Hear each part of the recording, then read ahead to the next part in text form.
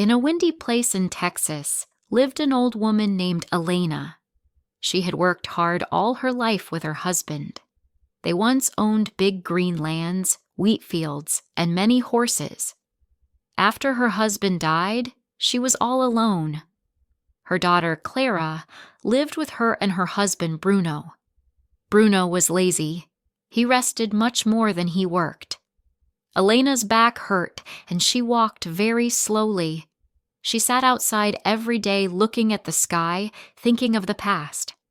Clara, who was once kind, became angry and mean. She was not nice to her mother. Bruno did not work often.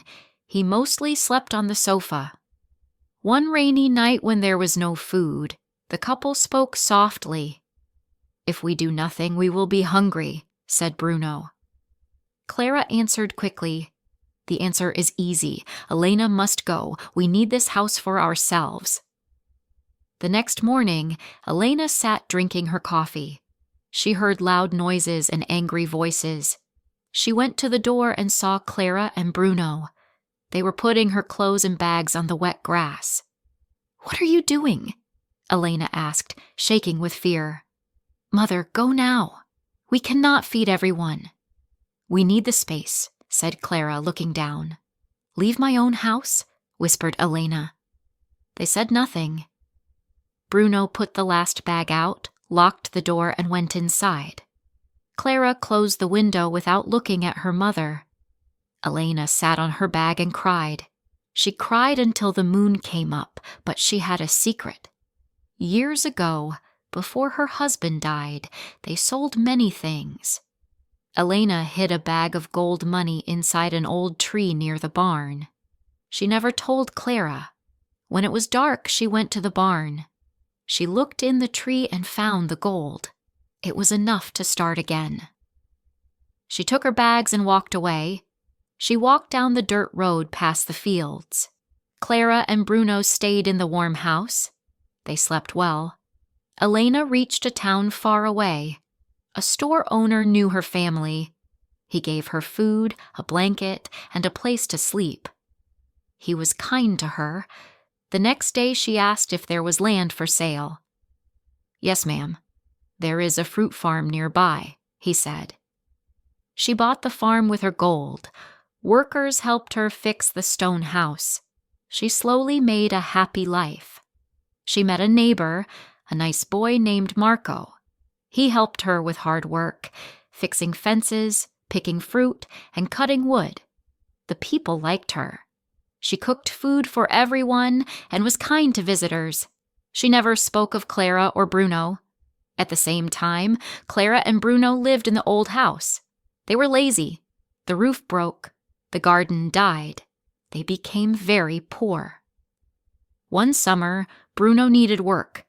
He walked a long way in the sun. He saw a beautiful fruit farm. He knocked on the door. Elena opened it. "Elena?" he asked. "Yes," she said calmly. "I need a job." "We have no food," he said, looking down. Elena thought for a moment. "You can work here, but there is one rule. You must never tell Clara about this farm or me." "I promise," he said. He worked every morning. He watered the trees, painted the walls, and cleaned the paths.